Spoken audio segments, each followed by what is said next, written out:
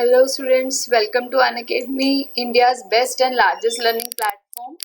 I hope you all are doing very well. So let's crack class 9th and 10th CBSE exam with Unacademy's top educator, quality content and with great learning experience. So this is Preeti, your chemistry teacher. तो आज हम बात करने जा रहे हैं बहुत ही important chapter की। क्लास 10th का बहुत ही इम्पॉर्टेंट और बहुत ही अच्छा चैप्टर है मेटल्स एंड नॉन मेटल्स। बहुत ही इसकी ज़्यादा इम्पोर्टेंस है, ये काफ़ी अच्छा स्कोरिंग चैप्टर है आपका और जनरल नॉलेज के हिसाब से भी बहुत अच्छा चैप्टर है। प्लस ये आपके जितने भी कॉम्पिटिटिव एग्जाम्स हैं, जितने भी हैं, लाइक आप इवन आफ्टर 12th भी जो भी यूपीएससी से लेके आपके एसएससी, ये जितने भी गवर्नमेंट ऑफिशियल एग्जाम है उसमें भी इससे क्वेश्चन ज़रूर आते हैं। ठीक है, आपको पता होगा जो भी गवर्नमेंट की एग्जाम्स हैं उसमें 10th लेवल तक का आता है। सो 10th, 9th and 10th is very important class for you guys. आपकी आने वाले जो फ्यूचर के प्लान्स हैं, आपको पता है आजकल हर जगह मैथ इम्पॉर्टेंट हो गया है, हर जगह मैथ आता है और जीके हर जगह आता है। ठीक है, सो जीके में साइंस जो सब्जेक्ट है वो भी आता है। जीके का मतलब सिर्फ हिस्ट्री, ज्योग्राफी और सिविक्स नहीं होता, उसमें साइंस भी आता है और साइंस में आपको केमिस्ट्री का बहुत ही इंपॉर्टेंट रोल होता है। एलिमेंट्स का इसके बारे में, उनके एक्सेप्शनल केस, उनकी फिजिकल प्रॉपर्टी बहुत पूछी जाती है। आप कोई भी एग्जाम ले लो, कोई भी पेपर उठा के देख लो, आपको ज़रूर मिल जाएगा कुछ ना कुछ केमिस्ट्री से रिलेटेड। मेटल्स नॉन मेटल्स से रिलेटेड हमेशा कुछ ना कुछ 1, 2, 3 क्वेश्चन ज़रूर आते हैं। सो आज मैंने एक रिवीजन रखा है छोटा सा, जिसमें आप फिजिकल प्रॉपर्टीज़ और केमिकल प्रॉपर्टीज़ कर लेंगे। आपको पता ही है, हमने सिलेबस डिस्कस किया था। आपका जो मेटलर्जी पार्ट है, जो बच्चों को बहुत ही डिफ़िकल्ट लगता है, वो अब नहीं आ रहा। बट इसका मतलब ये नहीं है कि आपको नहीं करना है, वो सिर्फ एग्जाम के लिए नहीं करना है, यानी आपको लर्न नहीं करना, क्रैमिंग नहीं करनी, बट आपको समझना ज़रूरी है क्योंकि मेटलर्जी इंटरेस्टिंग टॉपिक है। जीके का भी टॉपिक है जिसमें आपको पता चलता है कि मेटल्स जो हमारे आसपास मेटल्स हैं, फॉर एग्जांपल कॉमन सॉल्ट है NaCl, वो कैसे बनता है, सोडियम कहाँ से मिलता है। हम बोलते हैं सोडियम बहुत रिएक्टिव है, तो नेचर में कैसे मिलता है, फिर उसको हम सोडियम क्लोराइड से हम सोडियम और क्लोरीन अलग कैसे कर सकते हैं। सो ये सारी बातें आपको मेटलर्जी में मिलती है। सो मेटलर्जी बहुत ही अच्छा टॉपिक है, तो उसको ज़रूर पढ़ें। बेशक आप नॉर्मल रीड कर लें या फिर उसको समझ लें, मैं भी समझाऊंगी आपको, क्योंकि अभी पेपर चल रहे हैं, प्रैक्टिकल टेस्ट चल रहे हैं, तो काफ़ी बच्चे बोल रहे हैं कि रिवीजन करवा दो इन द फॉर्म ऑफ MCQs और छोटा सा टेस्ट हो गया, या फिर NCERT के जो क्वेश्चंस है वो भी करवा दो। मैंने NCERT क्वेश्चंस आपको डिटेल में थोरोली समझाए हैं। आप दोबारा जाके let's crack 9th and 10th में आप मेरा वीडियो देख सकते हैं, जिसमें मैंने आपको NCERT की क्वेश्चन डिटेल में समझाए एक एक करके। ठीक है, इन टेक्स्ट क्वेश्चन भी और एक्सरसाइज भी। तो जल्दी से जाओ और उसको ज़रूर देखो और लर्न करो, समझो कि कैसे लिखना है, कितना लिखना है, बहुत इंपॉर्टेंट है। मैं हर बार आपको बोलती हूँ, कॉम्पिटिटिव एग्जाम और आपके theoretical exam means school exam, CBSE के एग्जाम में बहुत अंतर होता है। आपको उसमें थ्योरेटिकल का कुछ नहीं देखना होता है। लाइक आपको बोल देंगे कि सोडियम कहाँ स्टोर किया जाता है, तो आपको 4 ऑप्शन दे देंगे। बट अगर यहाँ पे CBSE पूछेगा सोडियम को केरोसिन में क्यों स्टोर किया जाता है, तो आपको डिटेल में आंसर देना होगा कि क्यों स्टोर किया जाता है। अगर नहीं करेंगे तो क्या हो जाएगा, बेस्ड ऑन द मार्क्स जो भी आपको अलॉट हो रहा है, 3 मार्क 2 मार्क, उसके अकॉर्डिंग आपको करना पड़ेगा उसको अटेम्प्ट। ठीक है, सो आप जाके मेरी स्ट्रैटेजी वीडियोस भी देख सकते हैं, जिसमें मैंने आपको बताया है कि आप कैसे अच्छा स्कोर कर सकते हैं, कैसे आपको अपना माइंड कॉन्सेंट्रेट करना है। और आप मेरी पुरानी वीडियोस, स्पेशली जो NCERT की सीरीज़ है 9th और 10th दोनों का, मैंने प्रॉपर आंसर्स दिए हैं सभी क्वेश्चंस के, तो जल्दी से वो भी जाके देखिए। और आप मुझे अनअकैडमी पे भी फॉलो कर सकते हैं। लिंक आपको नीचे, सभी चीज़ों का लिंक दिया हुआ है नीचे डिस्क्रिप्शन बॉक्स में, मेरी प्रोफाइल का लिंक दिया हुआ है और टेलीग्राम चैनल है जो हमारा quest 9th and 10th CBSE, उसका भी लिंक दिया हुआ है। तो जल्दी से जाके मुझे अनअकैडमी पे फॉलो कर ले, वहाँ भी हम बहुत ही अमेजिंग क्विज करते हैं, पोल्स करते हैं, बच्चे डिस्कस करते हैं, अपना क्वेश्चंस भेजते हैं मुझे in the form of pic और नॉर्मल टाइप करके क्वेश्चंस देते हैं, तो उसके भी हम आंसर्स देते हैं और बच्चों के साथ डिस्कस करते हैं। तो बहुत मज़ा आता है, नॉलेज एक्सचेंज होता है और आप लोगों को भी पता चलता है कि आपसे ऊपर कितने बच्चे हैं या फिर आपके बाद कितने बच्चे हैं, पोल जो होता है उसमें आपको पता चल जाता है टॉप 10 पोजीशन। तो अनअकैडमी पे जाके मुझे जल्दी से फॉलो कर लीजिए। प्रीति पांडे भी आप सर्च कर सकते हो, और मेरा प्रोफाइल का लिंक भी दिया हुआ है डिस्क्रिप्शन में। ऑल्सो मेरा स्पेशल कोड है जिससे आपको 10% डिस्काउंट मिलता है, दैट इज PREETI। तो अगर आप कोई भी कोर्स लेते हैं तो उस पर आपको डायरेक्ट 10% का डिस्काउंट मिल जाता है, और आप वो भी जो भी सब्सक्रिप्शन प्लान है जिसको मैं आपको बताऊंगी उसके क्या क्या फ़ायदे हैं, तो वो भी आप ले सकते हैं। सो this is something about me. अगर कोई भी बच्चा जो नया है वो ज्वाइन कर रहा है, फर्स्ट टाइम मुझे देख रहा है, तो वो मेरे बारे में जो छोटी मोटी बातें हैं वो जान सकता है। अपने एजुकेटर की बारे में जानकारी होना बहुत ज़रूरी है। सो मैंने BSc bachelor of science graduation करा है कुरुक्षेत्र यूनिवर्सिटी से, हरियाणा से, and I have done MSc in organic chemistry. हो सकता है आपको ऑर्गेनिक केमिस्ट्री ना समझ में आए, बट मैंने बच्चों को काफ़ी बार बताया है ऑर्गेनिक, इनऑर्गेनिक और फिजिकल केमिस्ट्री के बारे में।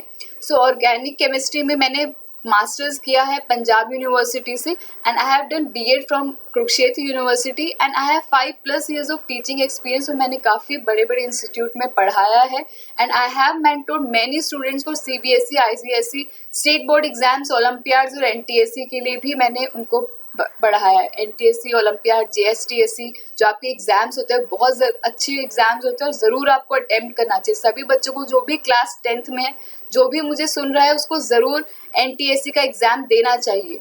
ठीक है, पास हो फेल हो उसकी टेंशन नहीं लेनी चाहिए इंसान को, आपको बस कर्म करना है, अपना मेहनत करनी है, और मेहनत के लिए हम हैं, अनअकैडमी है जो आपको मेहनत के एक अच्छा प्लेटफॉर्म दे रहा है, स्पेशली इस लॉकडाउन में, जिसमें आप घर बैठे इतनी सारी चीज़ें, इतना नॉलेज ले सकते हैं हर एजुकेटर से। कोई भी एजुकेटर की क्लास में आप आ सकते हैं। स्पेशल एजुकेटर्स भी हैं जो स्पेशल कोर्स डिज़ाइन करते हैं आपके लिए, तो उनकी क्लास में भी आने के लिए आपको सब्सक्रिप्शन प्लान लेना होगा, जो आप ट्यूशन फीस भी देते हैं उससे बहुत ही कम, बहुत ही अफोर्डेबल और रीजनेबल प्राइस में है। So let's crack CBSE class 10th with India's largest learning platform, that is Unacademy. So for that you'll have to buy this subscription plan and you'll get access to unlimited live and recorded courses. कई बार आपको जो live courses तो मिल जाते हैं but recorded courses नहीं मिलते, वो आपको मिलेंगे सिर्फ सब्सक्रिप्शन प्लान में, वो भी आपके बेस्ट एजुकेटर से जो आपको पसंद है। कस्टमाइज आप कर सकते हैं, आपको जो भी एजुकेटर पसंद है उसका आप कोर्स ले सकते हैं। सो get this subscription plan. What you will get in this subscription plan, बहुत सारे फायदे हैं, बट यहाँ पे मैं आपको कुछ फायदे गिनवा रही हूँ।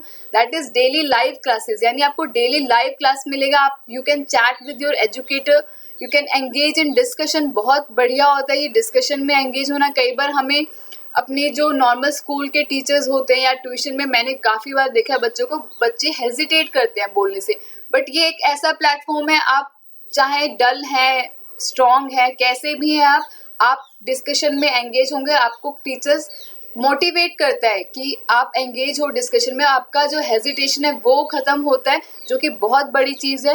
You can ask your doubts, answer post जो बहुत ही मज़ेदार चीज़ होती है।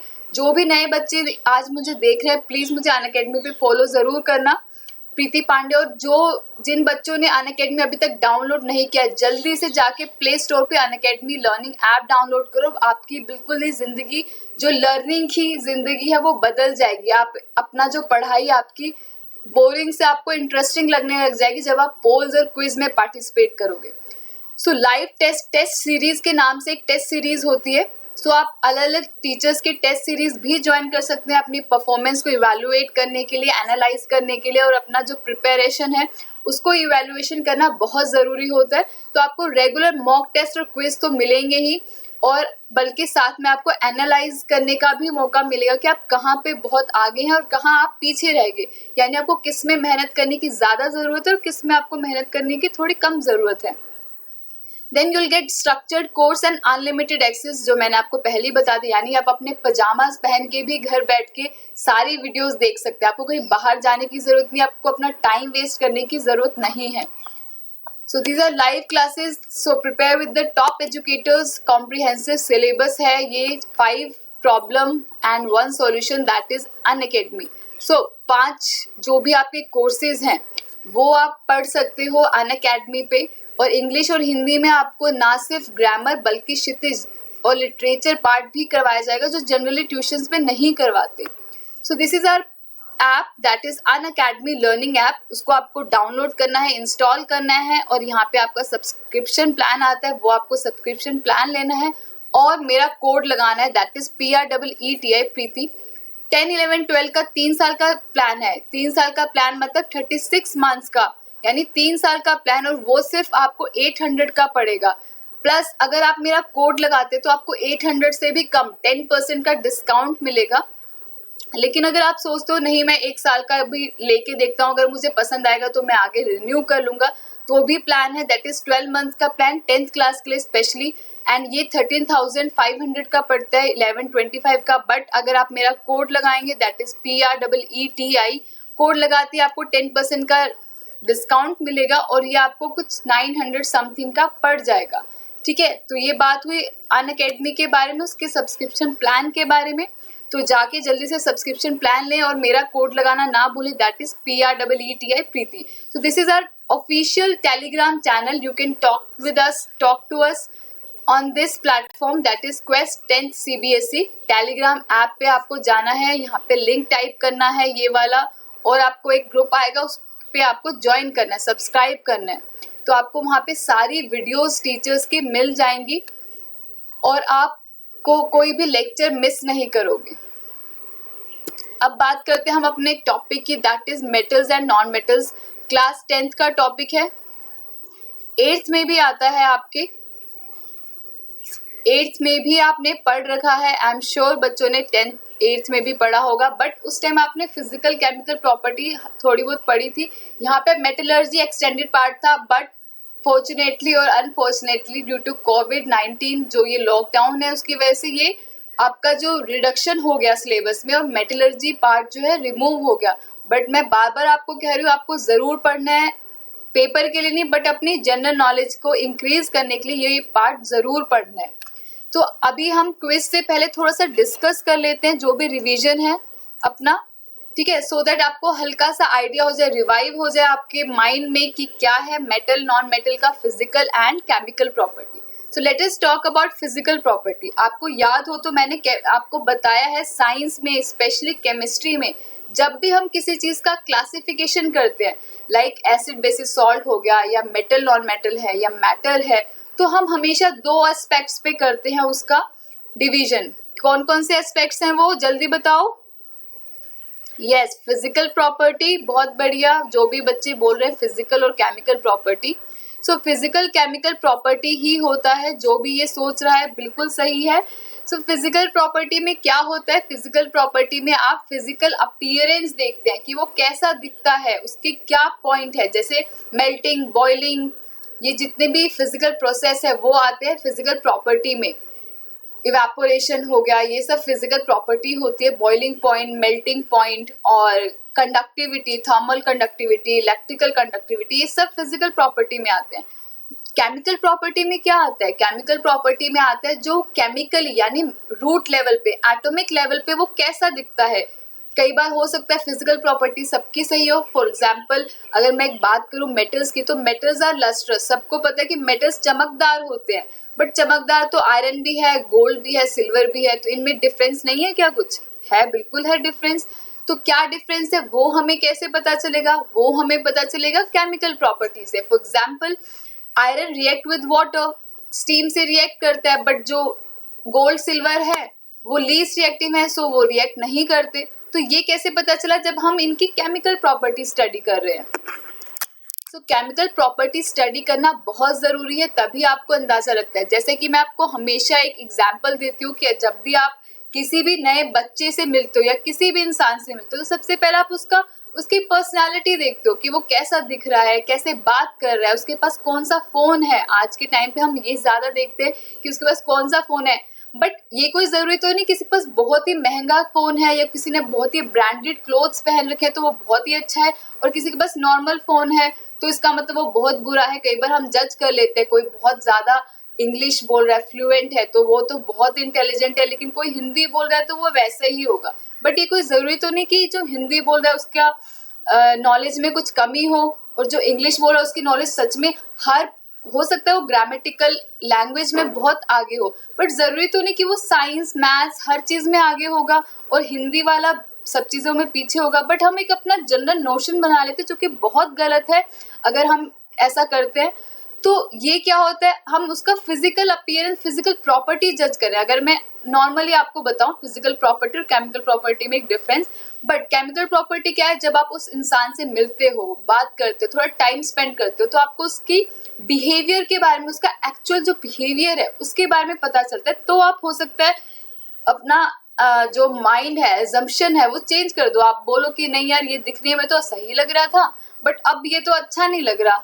ऐसा होता है ना, कई बार हम ऐसा बोलते हैं कि यार ये उस टाइम तो बहुत अच्छा लग रहा था, अब देखो अब ऐसा कर रहा है, वैसा कर रहा है। तो ये क्या होगा, यानी आप उसकी केमिकल प्रॉपर्टी पढ़नी शुरू करो कि एक्चुअल में उसका बिहेवियर है क्या।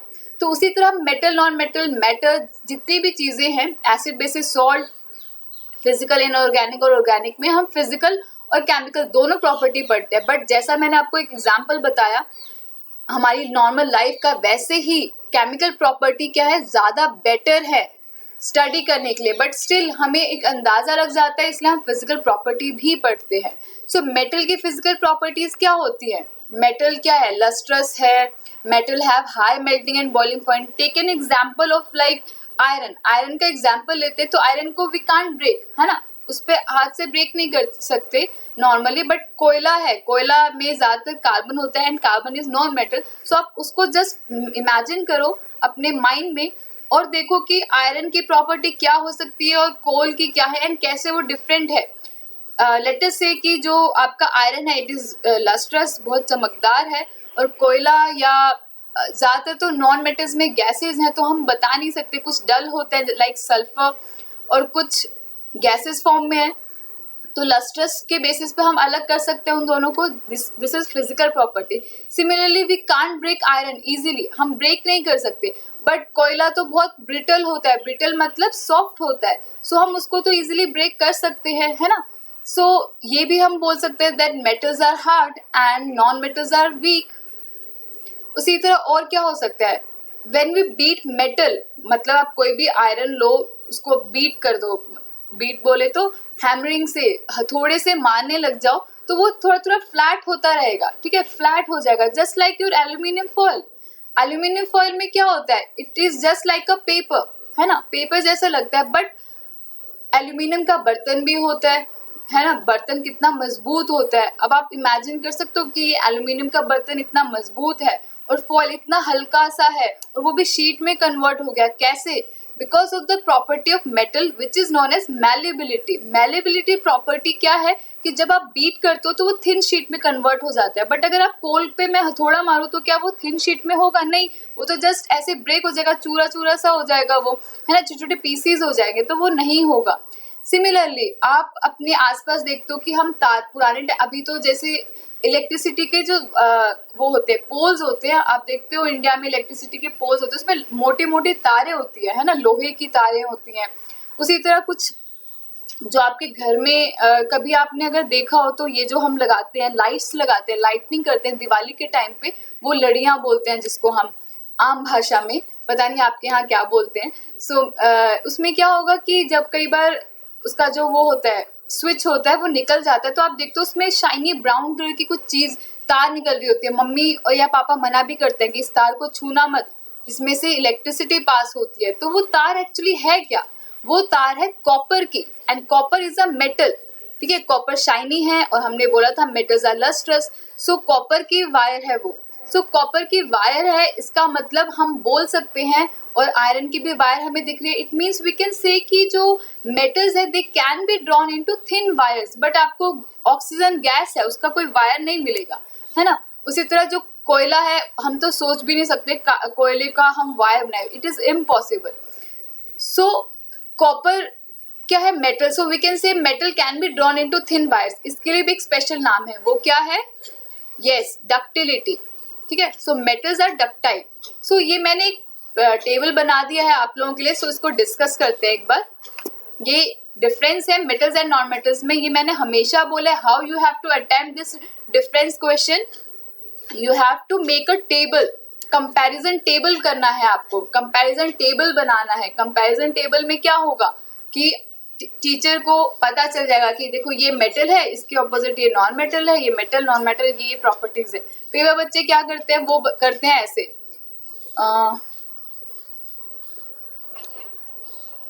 एक मिनट इसको इरेज कर दूं मैं। हाँ, कई बार बच्चे क्या करते हैं, वो लिखते हैं metals, then 1 2 3 4 and then non metals. I am sure आप में से बहुत बच्चे ये ऐसे लिखते होंगे 3 4 5। सो मेटल्स नॉन मेटल्स को ऐसे नहीं लिखना, कोई भी डिफरेंस को ऐसे नहीं लिखना। You have to make a comparison table बनाना है, then you have to write the points. जो पॉइंट आप बता रहे हो उसी के ऑपोजिट ये कैसे बिहेव करता है वो पॉइंट्स लिखने हैं, ठीक है, तभी आपको अच्छा स्कोर मिलने के चांसेस हैं। So let us see metals. So we say metals are solid. जैसे आप अपने आसपास देखो, metals like copper, iron, gold, silver, जो भी ज्वेलरीज होती हैं वो सब क्या होती हैं, सॉलिड होती है। So we can say metals are solid, but there is an exceptional case. Chemistry में एक्सेप्शंस हैं, इनफैक्ट हर फील्ड में एक्सेप्शन है। जरूरी नहीं कि हर चीज साइंस की तरह ही चले, वो कुछ कोई ना कोई चीज एक्सेप्शन में आ ही जाती है। So metals are solid, but mercury is the only metal which exist in liquid form at room temperature. बहुत इंपॉर्टेंट है, आगे भी क्वेश्चन भी आने वाला है, तो मैं अभी आपको ये चीज नहीं बताऊंगी। जो मैं बोलने जा रही थी वो हम क्वेश्चंस में देखेंगे। एंड नॉन मेटल्स मैंने आपको बताया ज्यादातर तो गैसेस फॉर्म में होती हैं, बट सॉलिड फॉर्म में भी होता है कार्बन।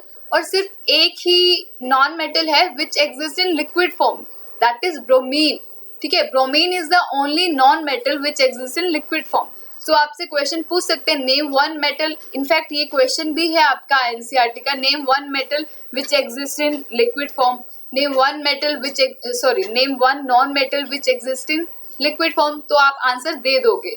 ठीक है, मेटल्स आर हार्ड, अभी हमने बात करी मेटल्स हार्ड होते हैं, नॉन मेटल्स आर सॉफ्ट और brittle, but there is another exception that is sodium and potassium. और आपको पता है, अगर नहीं पता तो मैं बता दूं, सोडियम एंड पोटेशियम बहुत ही शरारती मेटल है।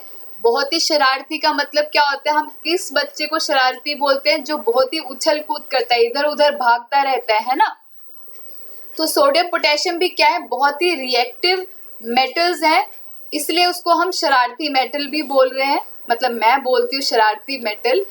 तो सोडियम पोटेशियम क्या है कि वो बहुत ही जल्दी रिएक्ट करता है, हाई रिएक्टिव है, उस रिएक्टिविटी है, रिएक्टिविटी सीरीज में भी टॉप पे आते हैं ये। सो ये क्या है, these are soft metal, means we can cut them with a knife. But आप जो लाइक आपका ये स्टील है, इसमें आयरन होता है, इसको आप नाइफ से नहीं कट कर सकते, है ना। उसी तरह आप नॉर्मल कोई भी आयरन ले लो, कुछ भी ले लो, आप उसको नहीं कट कर सकते। But there is exception, sodium and potassium, ये सब क्या है, these are soft metal. Similarly non metals क्या होते हैं, ब्रिटल, जैसे मैंने कोल का एग्जांपल दिया, और मेन तो ज्यादातर गैस ही होती है। सो नॉन मेटल्स क्या है, सॉलिड और ब्रिटल है। ब्रिटल मतलब हल्के हैं, लेकिन there is another exception that is diamond. Diamond is the hardest natural substance, even metal से भी ज्यादा हार्ड। मेटल में हार्ड कौन है, कौन बताएगा, कमेंट करके बताना है आपको, मेटल में हार्डेस्ट कौन है। So metal have metallic lustre, metallic lustre है, इस पे भी क्वेश्चन दिया है मैंने, इसलिए पूरा वीडियो देखना है आपको, बहुत ही अमेजिंग सीरीज है क्वेश्चंस की। एंड नॉन मेटल डल होता है नेचर में, उनमें लस्टर नहीं होता, but there is another exception that is iodine. Iodine क्या होता है, लस्ट्रस, इवन ग्रेफाइट में भी लस्टर होता है। Next is metal have high melting and boiling point, non metal have low melting and boiling point. Metals are malleable, means आपको बता ही दिया मैंने, they can be beaten into thin sheet. Non metals malleable नहीं होते, metals ductile होते हैं, और इनमें मोस्ट मेलिएबल एंड डक्टाइल है आपका gold and silver. Metals are good conductor of heat and electricity, non metal नहीं है, but there is another exception that is graphite. Graphite is good conductor of electricity, और वो क्यों है, because it has free one moving electron. So metals are sonorous, मतलब अगर मैं metals को वो करूं, ऐसे स्ट्राइक करूं किसी सरफेस पे, ये तो प्लास्टिक है, बट अगर मान लो मैं फर्श पे या किसी भी फ्लोर पे ऐसे स्ट्राइक करूं, तो ये क्या आएगा, टन टन टन टन की आवाज आती है। पुराने टाइम पे, अब तो आपके स्कूल में इलेक्ट्रिक बेल हो गए हैं, पुराने टाइम पे अगर आपने सुना हो मम्मी पापा से या अपने किसी और सीनियर से इनफैक्ट आपने मे बी कुछ स्कूल्स भी देखे होंगे, उसमें क्या होता है ऐसे टन टन टन इतना बड़ा घंटा सा होता है और उस पे वो टन टन टन करते हैं हैमर से और फिर छुट्टी हो जाती है। अब तो आपका इलेक्ट्रिक बेल आ गए हैं जो आपने फिजिक्स में पढ़ा होगा, I am sure. So they are good conductor of heat and electricity, whereas non-metals are bad conductor of heat and electricity. Metals are sonorous. हाँ, ये बता रही थी मैं। तो metal sonorous क्या means when metals strike on a hard surface they produce ringing sound. That is why आप wood नहीं prefer करोगे बेल के बनाने के लिए, आप क्या प्रेफर करोगे? कोई भी मेटल। इस पे भी क्वेश्चन है आने वाली सीरीज में, तो अंत तक बने रहें। नेक्स्ट हम बात करते हैं, एक बार केमिकल प्रॉपर्टी को भी जल्दी से रिवाइज कर लेते हैं, उसके बाद फिर हम एमसीक्यूज करेंगे। आई नो आप लोग बहुत ही ज़्यादा एक्साइटेड हो गए, बच्चे क्विज के लिए बहुत ही ज़्यादा एक्साइटेड रहते हैं। सो आप मेरी क्विज देख सकते हैं अनअकैडमी पे भी, मेरा जो लिंक है वो आप डिस्क्रिप्शन बॉक्स में देख लीजिए और मुझे जाके जल्दी से फॉलो कीजिए। सो केमिकल प्रॉपर्टी मैं जल्दी जल्दी बता देती हूँ। सो मेटल केमिकल प्रॉपर्टीज हम बताते कैसे हैं? केमिकल प्रॉपर्टी में बेसिकली हम क्या करते हैं, रिएक्शन बताते हैं, reaction with oxygen, water, acid, base, salt, ठीक है, इन सब के साथ रिएक्शंस बताते हैं, मेटल सॉल्ट वगैरह के साथ। तो ऑक्सीजन के साथ रिएक्ट करके मेटल बनाता है, metallic oxide. And the nature of metallic oxide, very important question is, क्या होगा मेटालिक ऑक्साइड का नेचर? जो भी बच्चे बेसिक सोच रहे हैं वो बिल्कुल सही है, जो बच्चे एसिडिक बोल रहे हैं वो गलत हैं। Similarly non metal they form non metallic oxide and the nature of this non metallic oxide is acidic. Acidic होता है नॉन मेटेलिक ऑक्साइड, उसी की वजह से एसिड रेन होता है, ठीक है। उसी तरह वाटर का reaction, so metal they react with water to form metal oxide और metal hydroxide plus hydrogen gas is release. So hydroxide कौन बनाएगा? जो बताया था आपको, जो शरारती मेटल्स होते हैं यानी रिएक्टिव मेटल्स जो होते हैं वो मेटल हाइड्रोक्साइड बनाएंगे। एंड जो थोड़ा सा लेस रिएक्टिव है like zinc, iron, they form metallic oxide. Similarly metal, non metal क्या है? They do not react with water. अब यहाँ पे क्वेश्चन बनता है कि जो मेटल्स, जैसे मैंने आपको बोला शरारती मेटल्स होते हैं, वो इतने ज्यादा वायलेंटली रिएक्ट करते हैं that they sometime catch fire. When sodium and potassium react with water और air, they react vigorously and they catches fire. So ये इन शरारती मेटल्स को हम नॉर्मल बॉटल में तो रख नहीं सकते। कभी कोई बच्चा आया, उसने बॉटल हटा दी तो वो तो गया, पूरी लैब ही जल जाएगी। सो इसलिए केयरफुली हम क्या करते हैं, इन मेटल्स को केरोसिन में स्टोर करते हैं ताकि एयर और वाटर का कांटेक्ट खत्म हो जाए। Now how non metal react with water, कौन बताएगा? जल्दी बताओ, how non metal react with water. जो बोल रहे हैं नॉन मेटल रिएक्ट करता है वाटर के साथ वो गलत है, जो बोल रहा है नॉन मेटल रिएक्ट ही नहीं करता वो बिल्कुल सही है। So non metal do not react with water, non metal water के साथ बिल्कुल रिएक्ट नहीं करता, ठीक है। लेकिन कुछ नॉन मेटल ऑक्सीजन के साथ अच्छे से रिएक्ट करते हैं। इवन दूसरे भी कुछ ऐसे भी नॉन मेटल्स है विच react vigorously with oxygen and they also catches fire. For example, such non-metal is phosphorus. So phosphorus is very reactive non metal, यानी हमारी नॉन मेटल में भी बहुत शरारती नॉन मेटल है, that is phosphorus. So phosphorus क्या करती है? फॉस्फोरस ऑक्सीजन के साथ रिएक्ट करेगी और उससे फायर लग सकता है, आग लग सकती है। So such type of reactive non metal, उनको कहाँ रखेंगे आप बताओ? क्या उनको हम रखेंगे केरोसिन में या किसी और चीज में? कौन बताएगा, जल्दी बताओ। जो बोल रहे हैं केरोसिन या ऑयल वो गलत है, जो बोल रहा है वाटर। अभी देखो कितना इजी है ये, मैंने क्या बताया, नॉन मेटल तो रिएक्ट ही नहीं करती, पानी से कुछ नहीं फर्क पड़ता उनको। सो हम क्या करेंगे, तेल बचाएंगे अपना और फॉस्फोरस को किस में रखेंगे? वाटर में। So phosphorus is stored in water. बहुत इंपॉर्टेंट क्वेश्चन है ये। सोडियम पोटेशियम का तो सबको याद रहता है बट नॉन मेटल यानी फॉस्फोरस का याद नहीं रहता बच्चों को। पानी ब्रेक लेने दो।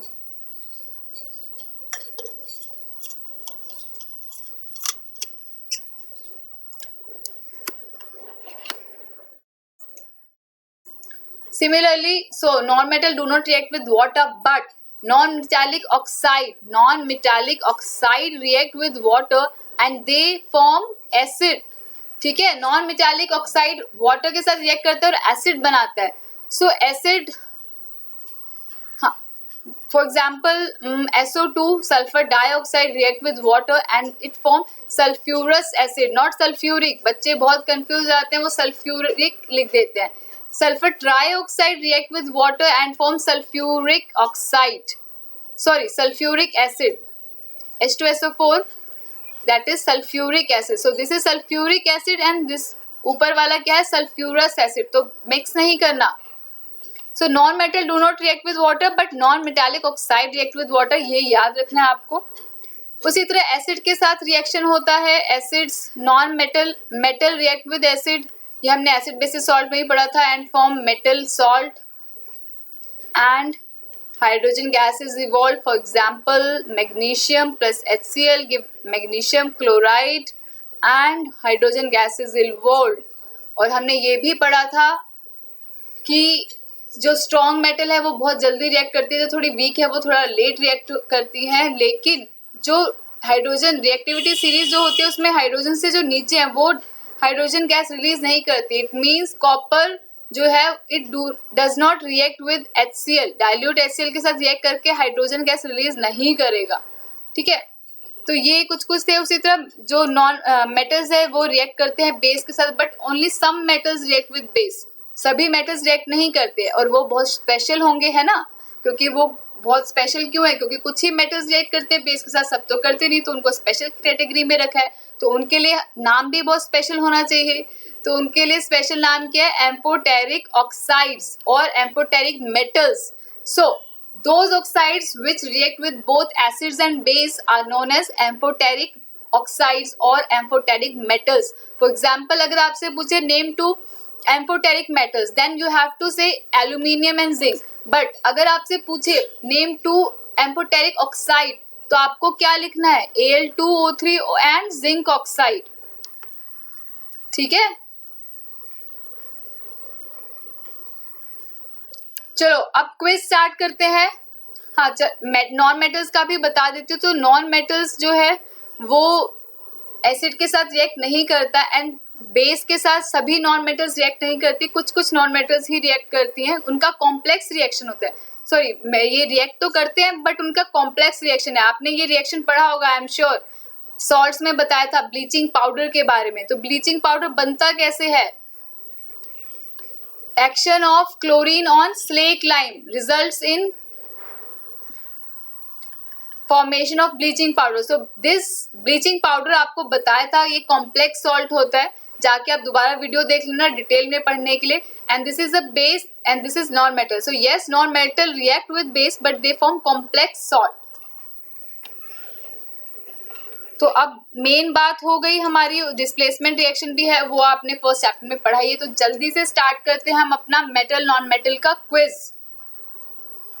सो फर्स्ट क्वेश्चन आपके स्क्रीन पे आ रहा है, this one. Identify X and Y in the given chemical reaction. इस केमिकल रिएक्शन में एक्स एंड वाई क्या हो सकता है. This question is based on the topic displacement reaction and reactivity series. कभी भी बोर्ड में या कॉम्पिटिटिव एग्जाम में तो बिल्कुल ही नहीं, बट बोर्ड में भी अब डायरेक्ट क्वेश्चन नहीं पूछे जाते. बहुत बार मैंने आपको बताया, आपको या तो पूछेंगे ऐसा नहीं पूछेंगे what is displacement reaction, what is reactivity series, ऐसा नहीं पूछा जाएगा आपसे. इस तरह से एप्लीकेशन बेस्ड क्वेश्चन पूछा जाएगा, क्योंकि सीबीएसई का पैटर्न चेंज हो गया. उनको बच्चे को रट्टू तोता नहीं बनाना, उनको बच्चे को समझदार बनाना है, यानी वो अपना दिमाग लगाए. ठीक है, तो दिमाग लगा के जल्दी से बता दो. X plus YSO4 gives Y plus XSO4. So clearly हमें दिख रहा है that X is more reactive than Y. That is why उसने क्या कर दिया, Y को डिस्प्लेस कर दिया, बाहर फेंक दिया और खुद आ गया उसकी जगह. तो it must be X. We can say that X is more reactive than Y. अब इन चारों ऑप्शन में आपको कौन ज्यादा रिएक्टिव दिख रहा है. क्या हाइड्रोजन ज्यादा रिएक्टिव है, नो. क्या सिल्वर पोटेशियम से ज्यादा रिएक्टिव है, बिग नो. जिंक कॉपर से ज्यादा रिएक्टिव है, यस. सोडियम मैग्नीशियम से ज्यादा रिएक्टिव है, यस। तो यहाँ पे दो आंसर्स होंगे, दैट ए एंड बी, ठीक है। नेक्स्ट, काफी बच्चों ने बोला था मैम टाइम दे दिया करो 10 सेकंड का 10 सेकंड का, तो मैं आपको टाइम दे रही हूँ, आपको आंसर बताना है। जब आप नहीं बताओगे तो मैं आपको बताऊंगी आंसर, और पढ़ते रहो, मैं बोल रही हूँ, आप क्वेश्चन पढ़ो, अटेम्प्ट करो, कमेंट सेक्शन में मुझे बोलना, मैं बताऊंगी आपको कि सही है या गलत आपका, और यहाँ से भी आप टैली कर लोगे, क्योंकि आपको पहले भी बता रखा है अभी लाइव क्लास नहीं होंगी, प्रीमियर ही होगा, यानी प्री रिकॉर्डेड सेशन होंगे। बट मैं कमेंट सेक्शन में आप लोगों को ज्वाइन करूंगी, आप देखूंगी कि आप लोग कितना कर रहे हो और कौन सही जवाब दे रहा है, ठीक है। सो next question is the correct order of radii of 3 species calcium, calcium positive and calcium 2 positive is. आपको करेक्ट ऑर्डर बताना है। रेडियस का प्लूरल फॉर्म होता है रेडियाई, ठीक है, एक रेडियस और 2-3 रेडियस मीन्स रेडियाई। तो हमें रेडियस बताना है इंडिविजुअली, कैल्शियम का, कैल्शियम पॉजिटिव का, कैल्शियम 2 पॉजिटिव का, हमें बताना है कि क्या ऑर्डर होगा, कौन किससे बड़ा है, ये बताना है। जल्दी से बताओ क्या होगा answer, A B C D में से आपको क्या लगता है क्या होना चाहिए?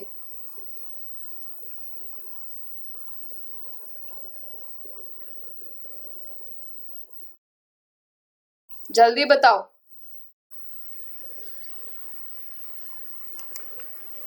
चलो मैं बताती हूँ आप लोगों को, जिसने बता दिया बहुत बढ़िया, जिसको पता चल गया है बहुत बढ़िया। मैं आपको इसका एक्सप्लेनेशन देती हूँ, ये हो सकता है आपके लिए थोड़ी नई चीज हो, बट कॉम्पिटिटिव एग्जाम में लाइक एनटीएससी इसमें पूछा जाता है, और ये आपका पीरियोडिक टेबल में भी आएगा। सो अब ये देखना है हमें, यहाँ पे है कैटायन और एनायन, ठीक है। सो कैटायन जो होता है वो लूज करता है इलेक्ट्रॉन, उससे बनता है, एंड एनायन कैसे बनता है, बाय गेनिंग इलेक्ट्रॉन। सो कैटायन जो लूज करा है इलेक्ट्रॉन, यानी आटोमोस्ट शेल से निकल गया इलेक्ट्रॉन, तो डेफिनेटली उसका जो रेडियस है वो क्या हो जाएगा, डिक्रीज। बट एनायन क्या है, गेन कर रहा है इलेक्ट्रॉन, सो इसका जो रेडियस है वो क्या होगा, इंक्रीज। जैसे कि कैल्शियम क्या होता है 282, नो 2882, ठीक है। तो ये होगा लाइक एक शेल 2, फिर 8, फिर 8, फिर 2, ठीक है।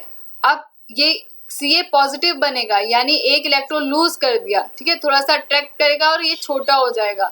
उसी तरह जब 2 इलेक्ट्रॉन लूज करेगा तो Ca2 पॉजिटिव बनेगा, ये पूरा का पूरा शेल ही रिमूव हो जाएगा, तो डेफिनेटली ये इससे छोटा ही होगा। So correct order will be, ये सबसे बड़ा यानी न्यूट्रल एटम सबसे बड़ा, देन पॉजिटिव, देन 2 पॉजिटिव, ये सबसे छोटा होगा। सिमिलरली एनायन में जस्ट ऑपोजिट होता है case, for example Cl negative, नहीं S ले लेते हैं, S नेगेटिव, S2 नेगेटिव, तो इसमें S2 नेगेटिव सबसे ज्यादा बड़ा होगा, then S negative and then S। यानी नॉन मेटल्स में न्यूट्रल एटम क्या होता है, स्मॉल साइज का होता है as compared to their anions. Next चलते हैं, बहुत ही अच्छे क्वेश्चन है, आई एम श्योर आपको मजा आएगा। अगर अच्छा लगे तो लाइक शेयर कमेंट जरूर करना, अपने फ्रेंड्स को भी बताना और उनको भी बुलाना क्विज में पार्टिसिपेट करने के लिए, और उनको भी बोलना अनअकैडमी ज्वाइन कर लें जल्दी से। What are the electronic configuration of Na positive and Cl negative ions. Electronic configuration क्या होता है Na पॉजिटिव और Cl नेगेटिव आयंस का। सो Na का क्या होता है 281, ठीक है। सो Na से Na पॉजिटिव बनता है, अब Na से Na पॉजिटिव बनेगा बाय लूजिंग 1 इलेक्ट्रॉन, तो 2,8 हो जाएगा। Cl नेगेटिव क्या होता है Cl क्या होता है 2,8,7। अब Cl से Cl नेगेटिव कैसे बनेगा, बाय गेनिंग 1 इलेक्ट्रॉन, उल्टा होता है, बताया था ना आपको।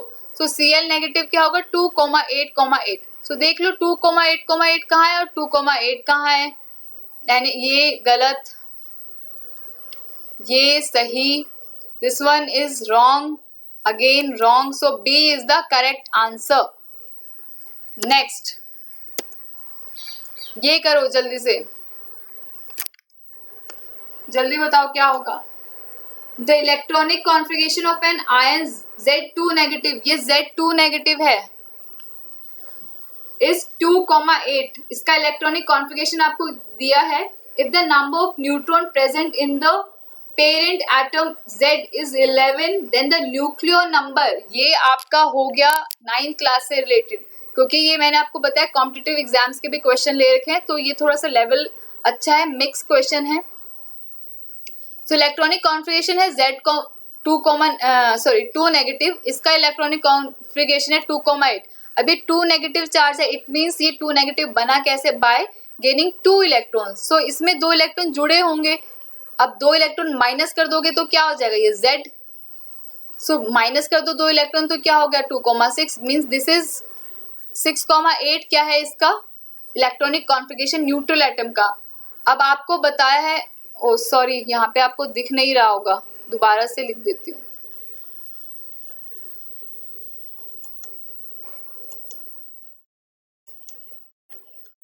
सो Z2 नेगेटिव है, Z2 नेगेटिव कैसे बना, बाय गेनिंग, Z से Z2 नेगेटिव बना बाय गेनिंग 2 इलेक्ट्रॉन, तो Z2 नेगेटिव बन गया, ठीक है। सो ये है 2,8, यहाँ पे क्या रहा होगा 2,6, तो यानी Z का जो न्यूट्रल एटम का कॉन्फ़िगरेशन क्या है 2,6, यानी टोटल इलेक्ट्रॉन्स कितने हैं 8 इलेक्ट्रॉन। अब न्यूट्रल फॉर्म में इलेक्ट्रॉन और प्रोटॉन का नंबर तो सेम होता है, सो प्रोटॉन का नंबर कितना होगा 8 प्रोटॉन्स हैं। सो Z यानी एटॉमिक नंबर क्या होगा 8, प्रोटॉन का नंबर भी 8। अब यहाँ क्या बोल रही है कि जो न्यूक्लियन है वो बताना है, अगर न्यूट्रॉन बताए। अब बताओ न्यूक्लियन क्या होता है, nucleon is total number of proton and neutron, they collectively known as nucleon. So nucleon यानी P प्लस N बताना है, P आपका है 8 and N is given that is 11, so it will be 19। तो 19 ऑप्शन कौन सा है, B है, so B is the correct answer. Next, I hope आपको मजा आ रहा होगा क्विज में, लाइव तो नहीं चल रहा but I am trying best कि आप बोर ना हो।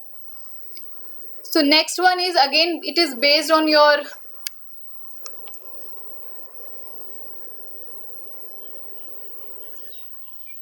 Reactivity series and displacement reactions. इसको पढ़ो और अटेम्प्ट करो जल्दी से। You are provided with a container made of aluminium, एक कंटेनर आपको दिया हुआ है एल्यूमिनियम का।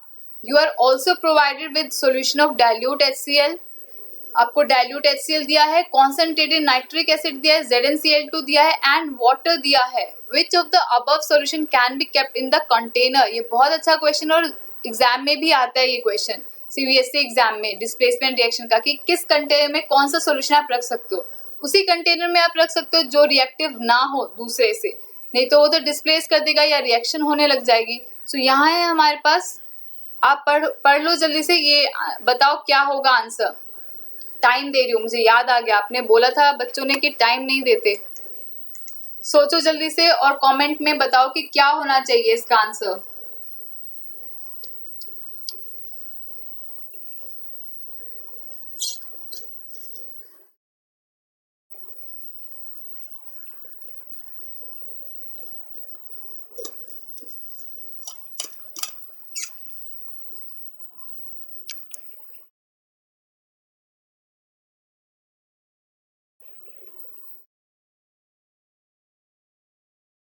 चलो मैं बताती हूँ आपको, एक बार हिंट भी देती हूँ, तब तक आप भी करो।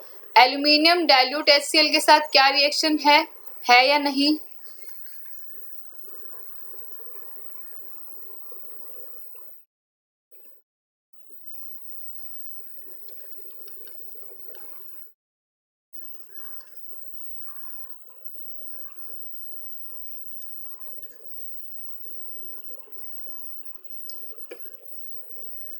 देखो ये तो हमें पता है मेटल रिएक्ट करता है एसिड डाइल्यूट एसिड के साथ, तो ये रिएक्शन तो होगा, तो HCl तो नहीं होगा आंसर, तो यानी C ऑप्शन और A ऑप्शन तो बिल्कुल ही कट हो गया। अब इन दोनों में से बचा, ये भी कट हो गया, तो आंसर तो B होगा, ठीक है। ये तो सबसे इजीली स्मार्ट वर्क है। अब अगर हम एक्सप्लेनेशन की बात करें, आप सोचोगे यार डाइल्यूट HCl के साथ रिएक्ट करा और कॉन्सेंट्रेटेड के साथ नहीं करा, ऐसा कैसे हो सकता है। आपको बताया था, अगर याद हो तो स्पेशल क्लास में भी बताया था, that aluminium it form aluminium oxide, and aluminium oxide का क्या है, वो एक बेनिफिशियल है कोरोजन के लिए। कोरोजन उसका कुछ नहीं बिगाड़ सकता, उसके लिए बेनिफिशियल है, because it prevent further oxidation. तो वो हम इजीली HNO3 और वाटर रख सकते हैं, बिकॉज वो बन जाएगा Al2O3 और it will form a protective layer. ठीक है, ये देखो कितना अच्छा क्वेश्चन था हमारा, कई टॉपिक्स कवर हो गए इसमें। नेक्स्ट 6 थोड़ा सा बड़ा है, पढ़ लो आराम से, फिर आंसर दो और बताओ मुझे क्या होगा कमेंट सेक्शन में। 12 milliliter of freshly prepared iron sulfate solution was taken in each of the 4 test tubes. Strips of copper, iron, zinc and aluminium were introduced, each metal in a different test tube. A residue was obtained in 2 of them. Then right pair of metal forming residue is. जल्दी से बताओ क्या होगा answer.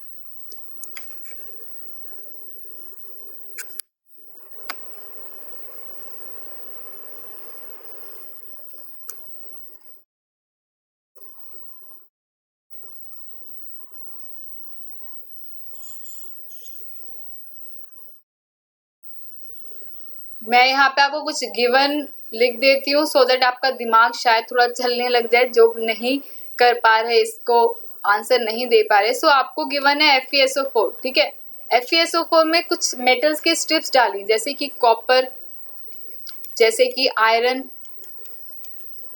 Zinc,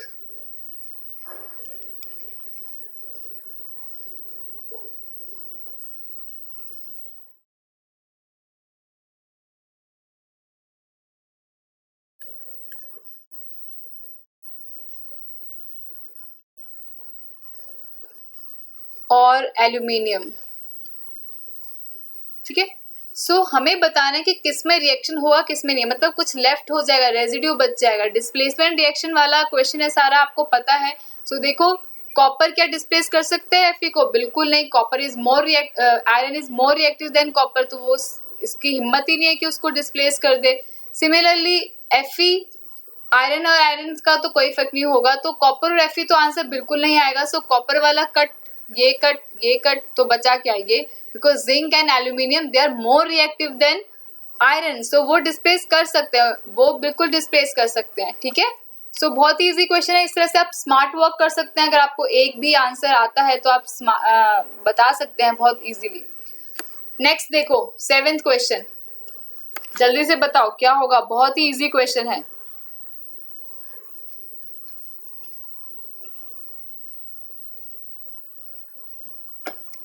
A metal M does not liberate hydrogen from acids but react with oxygen to give a black colored product.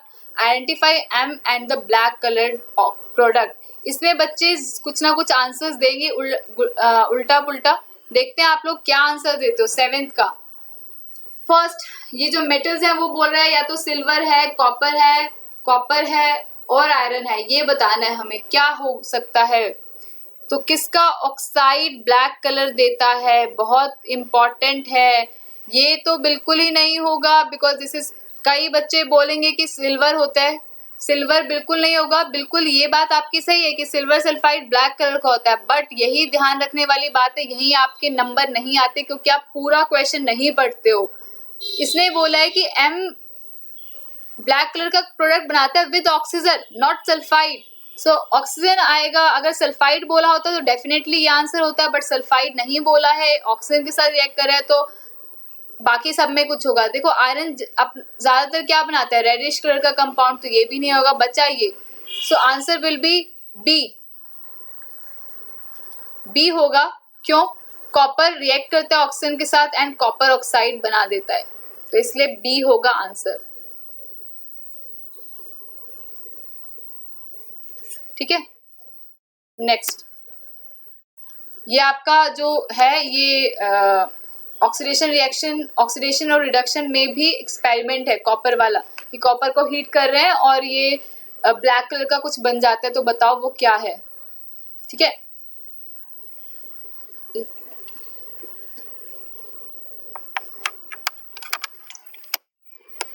Next, ये भी बहुत अच्छा question है आपका। A dry pellet of eggs when kept in open absorbs moisture and turns sticky. The compound is also a byproduct of chloralkali process. Metals non-metals plus acid basis का question है. When X reacts with carbon dioxide, washing soda is formed. Identify X. So एक X है, इसने सब sticky सा हो जाता है जैसे अगर आप बाहर खुले में रखो, और ये क्लोरएल्कली प्रोडक्ट का बाय प्रोडक्ट है, क्लोरएल्कली प्रोसेस का. याद है क्लोरएल्कली प्रोसेस क्या था? क्लोरीन NaCl और वाटर को रिएक्ट करते हैं इलेक्ट्रोलाइसिस प्रोसेस में, तो NaOH, क्लोरीन एंड हाइड्रोजन बनता है. तो इन तीनों में से ही कुछ होगा. और अब इसने दूसरा हिंट दिया है कि अगर हम CO2 के साथ रिएक्ट करते हैं इसको, तो वॉशिंग सोडा यानी Na2CO3 बन जाएगा. तो डेफिनेटली ये कुछ सोडियम से रिलेटेड होगा. तो ऐसे ही पता चल गया वॉशिंग सोडा.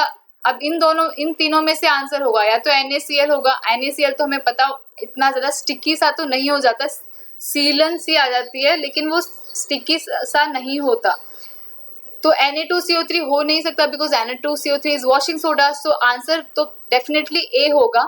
और वैसे भी आपको याद रखना है जो पैलेट वर्ड है, जैसे जिंक के लिए हम ग्रेन्यूल्स बोलते हैं, आयरन के लिए हम फाइलिंग्स बोलते हैं, similarly for sodium we use pellet word. ठीक है, पैलेट बोलते हैं ऐसे छोटी छोटी इस तरह से होती है, इसमें कैप्सूल सा होता है क्रीमिश कलर का, जैसे आप बाहर निकाल दो तो मेल्ट होना स्टार्ट हो जाता है. ठीक है, so answer will be NaOH. 9th question देख लेते हैं, बहुत ही अच्छा क्वेश्चन है. When nitric acid is added to egg shell, nitric acid को जब एग शेल में डालते हैं तो क्या होता है, बताइए जल्दी से. It dissolves eggshells. It changes the eggshell's color into black. It does not react with eggshell. It produces salt, calcium carbonate and hydrogen gas. बताओ क्या होगा. देखो सबसे, चलो आप बताओ, मैं थोड़ा सा टाइम देती हूँ, फिर आप बोलोगे मैम टाइम नहीं दे रहे, हम खुद ही बता रहे हो. जल्दी से अटेम्प्ट करो और बताओ क्या होगा आंसर. टाइम शुरू हो गया आपका.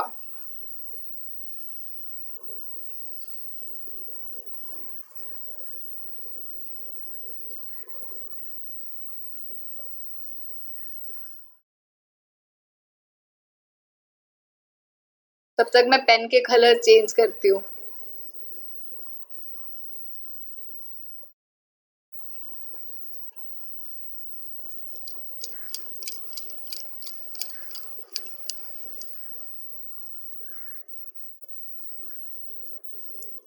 चलो मैं बताती हूँ जिसको नहीं आया. बहुत ही अच्छा क्वेश्चन है, थोड़ा सा आपको टफ लग सकता है. नाइट्रिक एसिड आपको पता है HNO3 होता है. देखो अगर आपको नहीं भी आता तो बहुत ही अच्छा इसमें हिंट है कि आपको पता होना चाहिए कि जो एग शेल है वो कैल्शियम का होता है. ठीक है, कैल्शियम का. मुझे ये नहीं पता कि कौन सा कंपाउंड है कैल्शियम का, बट मुझे इतना पता है कि जो हमारे टीथ हैं ये और ये बोन्स है वो कैल्शियम और फॉस्फोरस के बने हैं. उसी तरह जो एग शेल है वो कैल्शियम का बना है. तो अब कैल्शियम का बना है, इसने बोला है कि ये प्रोड्यूस करता है, हाइड्रोजन गैस रिलीज होती है. और हमें पता है कि नाइट्रिक एसिड किसी के साथ भी हाइड्रोजन गैस नहीं देता, सिर्फ मैग्नीशियम और मैंगनीज के साथ देता है.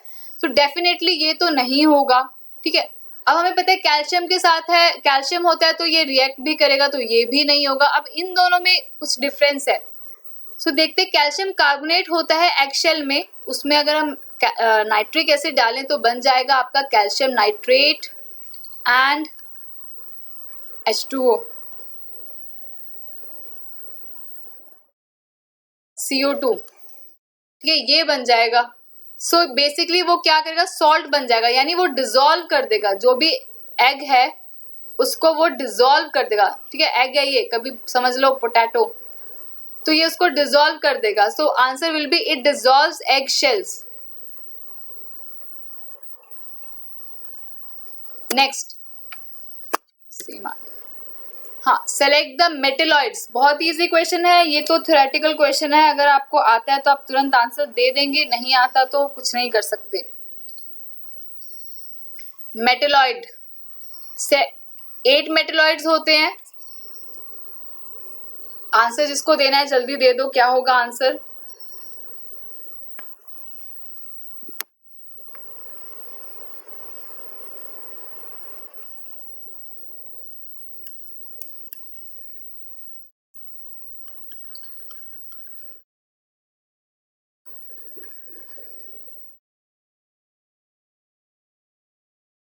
सो ये कुछ मेटलॉइड्स हैं, मैं लिख रही हूँ बोरोन, सिलिकॉन, जर्मेनियम, आर्सेनिक।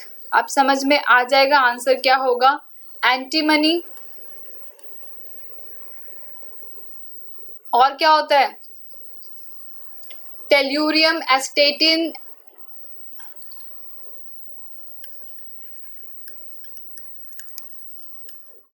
ये याद रख लो कि किसी भी कॉम्पिटिटिव एग्जाम में आ सकता है। ठीक है, ये सब होते हैं। तो इसमें देख लो क्या है, आर्सेनिक है, बाकी सब तो मेटल है, तो arsenic C will be the answer. Next,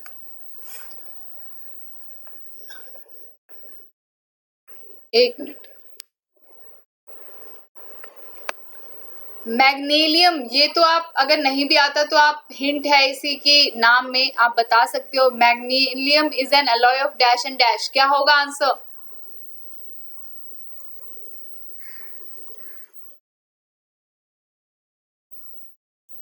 देखो, मैग एल्यूम क्या हो सकता है, अब बताओ।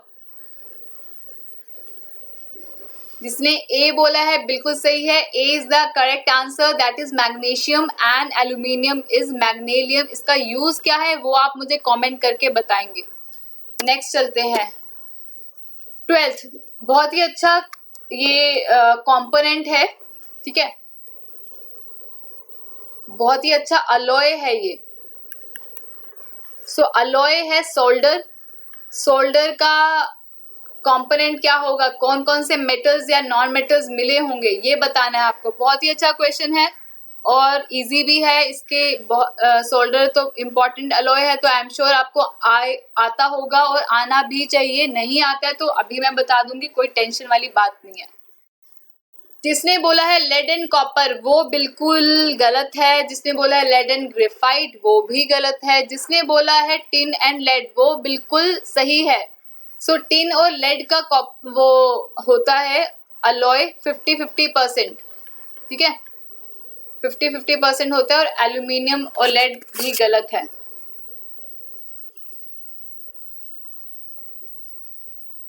चलो नेक्स्ट करते हैं।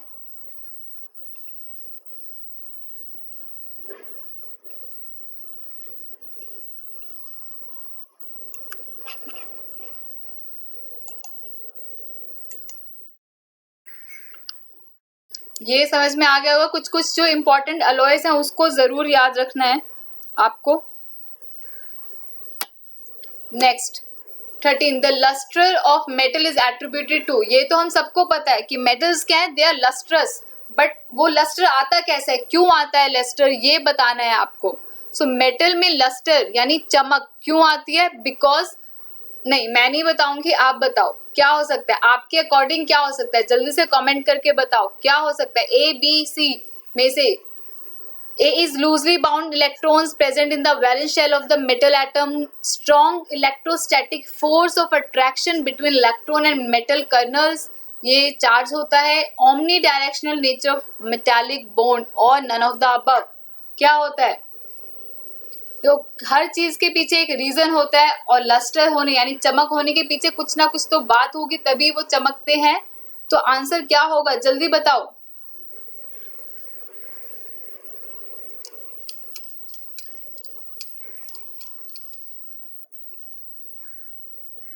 चलो मैं बताती हूँ आपको। तो लस्ट्रस होता है, हमें पता है metals are lustrous in nature.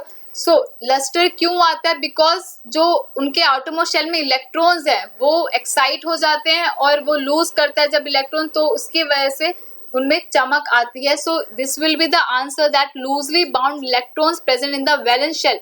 Valence shell का मतलब outermost shell of the metal atom, that is why they are lustrous. ये बाकी सब गलत है, ठीक है। नेक्स्ट चलते हैं हम अपने क्वेश्चन के आगे। Next one is 14th question.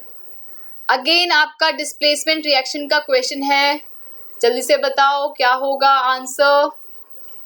सो यहाँ दिख रहा है कि X is more reactive than copper, that is why it displaces copper from its salt solution. So we can say X is more reactive than copper. Similarly Y भी displace कर रहा है copper को, so हम बोल सकते हैं that Y is also more reactive than copper. So क्या हो सकता है possibility, कैसे मेटल्स हो सकते हैं? ये वो मेटल होंगे जो कॉपर से ऊपर आते हैं। तो कॉपर से ऊपर रिएक्टिविटी सीरीज में कौन है?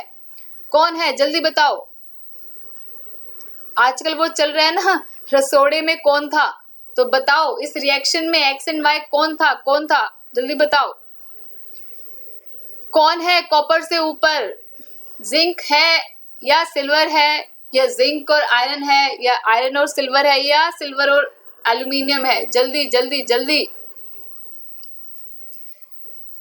जो बोल रहा है जिंक और एजी उसको तो थप्पड़ पड़ेगा। जो भी एजी बोल रहा है बिल्कुल गलत। एजी वाले तीनों आंसर गलत। Answer will be B, that is zinc and iron, because zinc और आयरन ही कॉपर से ऊपर होते हैं, बाकी सिल्वर तो नीचे होता है। और सिल्वर वाला ऑप्शन सारा इनकरेक्ट होगा। ठीक है, नेक्स्ट देखते हैं बेल मेटल क्या होता है। बेल से क्या पता चल रहा है आपको? बेल क्या होती है?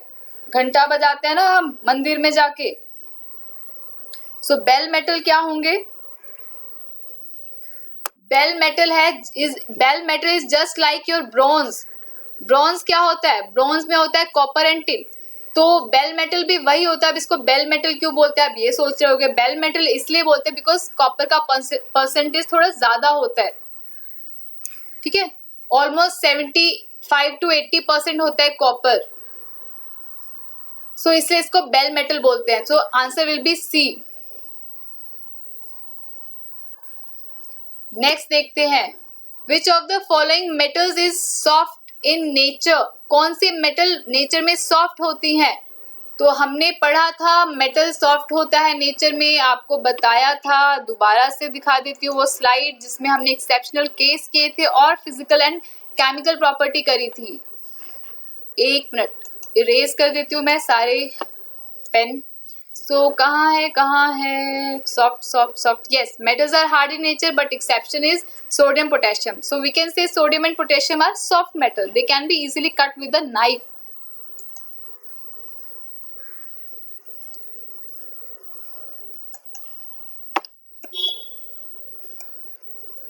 So platinum no, आयरन तो बिल्कुल भी नहीं, सॉफ्ट नहीं होगा। Aluminium no, sodium is the correct answer, that is sodium is soft metal, soft in nature. Next one is 17 question, which of the following metals form amphoteric oxide. बताया था आपको starting में ही, केमिकल प्रॉपर्टीज जब बता रही थी कि amphoteric oxides और एम्फोटेरिक मेटल्स के बारे में बताया था। याद है? अगर याद नहीं है तो पीछे दोबारा जाके चेक कर लो क्या बोला था मैंने, कि कुछ मेटल्स जो है वो ज्यादातर सभी मेटल्स एसिड के साथ रिएक्ट करती हैं, बट सभी मेटल्स बेस के साथ रिएक्ट नहीं करती। सो कुछ मेटल्स रिएक्ट करती है, इसलिए उनको हमने स्पेशल नाम दिया है। क्या नाम दिया है हमने उनको? Amphoteric metals. ठीक है, एम्फोटेरिक मेटल्स। एंड ऑक्साइड क्या होंगे? वो एम्फोटेरिक मेटल्स जो ऑक्सीजन के साथ रिएक्ट करके ऑक्साइड बना देते हैं। सो उनको हम क्या बोलेंगे? Amphoteric oxides. सो देखो क्या होगा, याद करो कौन कौन सी मेटल्स बताई थी मैंने, जल्दी बताओ। क्या वो सोडियम है, क्या वो मैग्नीशियम है, या एल्यूमिनियम, या पोटेशियम? क्या है, कौन है वो? सो वो कौन है, कौन मेटल है? वो मेटल है एल्यूमिनियम। ठीक है, aluminium is an amphoteric metal. चलो नेक्स्ट बढ़ते हैं। अब हमें ये तो नहीं पता रसोड़े में कौन था, बट हमें ये पता चल गया है कि एम्फोटेरिक मेटल कौन है। So which among the following metals is not present in German silver? German silver में कौन सा मेटल नहीं है? नाम पे मत जाइए, ये परफेक्ट एग्जाम्पल है। तो जल्दी से बताओ क्या होगा। हिंट दे दिया मैंने बहुत बड़ा कि इनमें से कौन सा मेटल नहीं प्रेजेंट है German silver. German silver is an alloy, और ये अलॉय जो है ये सिल्वरिश कलर का होता है। जल्दी बताओ क्या होगा आंसर।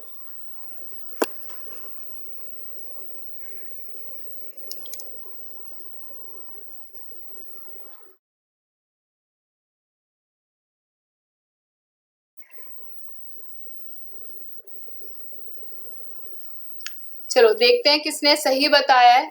सो जर्मन सिल्वर, जैसा कि मैंने आपको बताया, जर्मन सिल्वर सिल्वर जैसा लगता है और एक अलॉय है। किसका अलॉय है?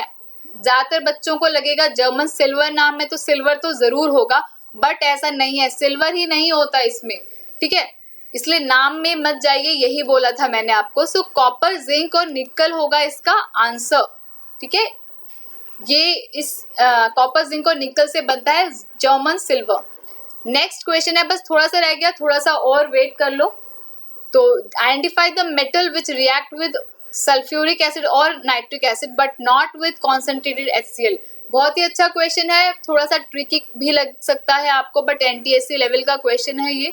सो ऐसी मेटल जो सल्फ्यूरिक एसिड और नाइट्रिक एसिड के साथ तो रिएक्ट कर लेती है, बट कॉपर HCl के साथ रिएक्ट नहीं करती कॉन्सेंट्रेटेड फॉर्म में। जल्दी बताओ क्या होगा आंसर, क्या होगा? कौन बताएगा सबसे पहले इसका आंसर? कौन बनेगा विजेता इस क्विज का? जल्दी बताओ। और कितने क्वेश्चन सही हुए आपके, कितने क्वेश्चन गलत हुए, वो भी कमेंट करके बताना है आपको।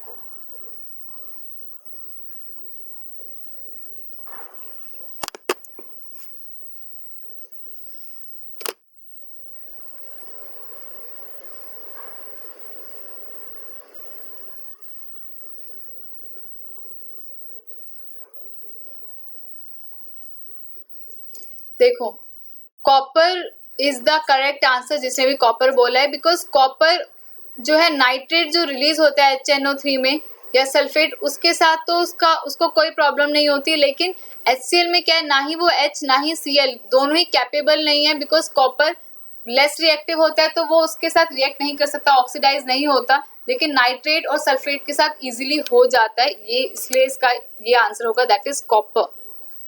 Last, most probably last question है। नो, अरे अभी और भी क्वेश्चंस हैं, देखते हैं।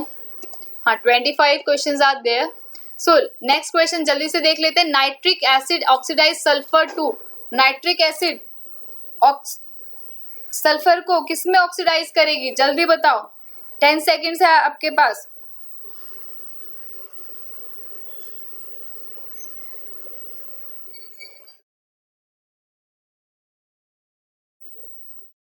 जल्दी बताओ क्या होगा answer.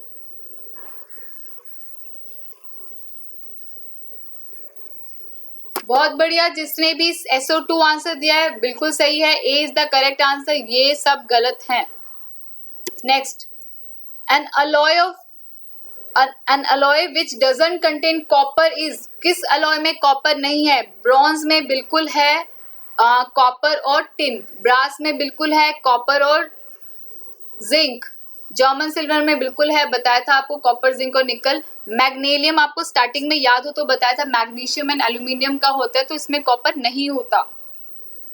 Next, metal occur in their native form because of their, native form का मतलब क्या होता है? सॉलिड फॉर्म में, जैसा है वैसे ही होता है, तो वो क्यों है कि जैसा है वैसा ही मिलता है हमें नेचर में, like gold, platinum, silver, copper भी कई बार मिल जाता है, because they are low reactive, कम रिएक्टिव होते हैं, तो उनसे कोई रिएक्ट ही नहीं करता, तो वो कुछ बनाते ही नहीं कंपाउंड, इसलिए फ्री स्टेट में मिलते हैं। So low reactivity will be the correct answer. Next, silver metal becomes black on exposure to air by the coating of, ये तो अभी बताया था मैंने, अगर नहीं आ रहा आपको तो शर्म करो, अब ये मत बोलना शर्म नहीं है हमारे पास। सो सिल्वर मेटल ब्लैक कलर का हो जाता है, आपने देखा हुआ चांदी के बर्तन या मम्मी की जो पायल होती है वो कुछ टाइम बाद काली हो जाती है, फिर मम्मी अपने अपने नुस्खे लगा के घर के उसको साफ करती हैं। एसिड बेसिस सॉल्ट की बहुत नॉलेज होती है मम्मियों को, ठीक है, तो वो उसको बिल्कुल चमकदार बना देती हैं बाद में। तो काला क्यों होता है? क्यों होता है वो काला? क्योंकि लो रिएक्टिव है हम तो बोल रहे हैं, लेकिन फिर भी वो काला हो जाता है, ऐसा क्यों? किसकी कोटिंग की वजह से? Silver chloride, silver sulphide, silver oxide और सिल्वर हाइड्रोक्साइड, कौन बताएगा?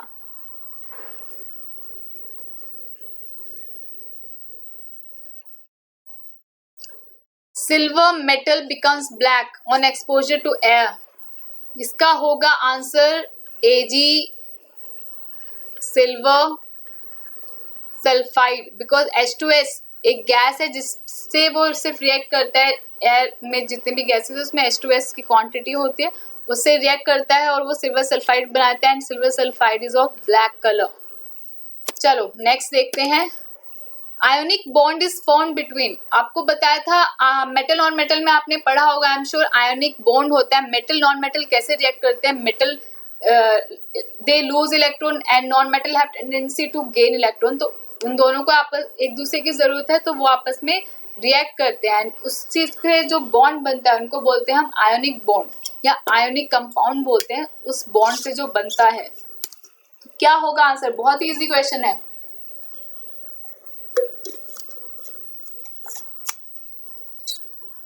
बिल्कुल सही जिसने बोला है सी। देखो, 2 इलेक्ट्रोपॉजिटिव तो नहीं होगा, Na और Mg ये तो नहीं बनाएंगे। 2 इलेक्ट्रोनेगेटिव भी नहीं होगा, S और O नहीं होगा। एक इलेक्ट्रोपॉजिटिव और एक इलेक्ट्रोनेगेटिव होगा, बिल्कुल होगा, लाइक NaCl, MgO, Na2O। ठीक है, ये सब देखो, metal non metal, metal non metal, metal non metal, metal are electropositive, non metal are electronegative, तो होगा आंसर सी।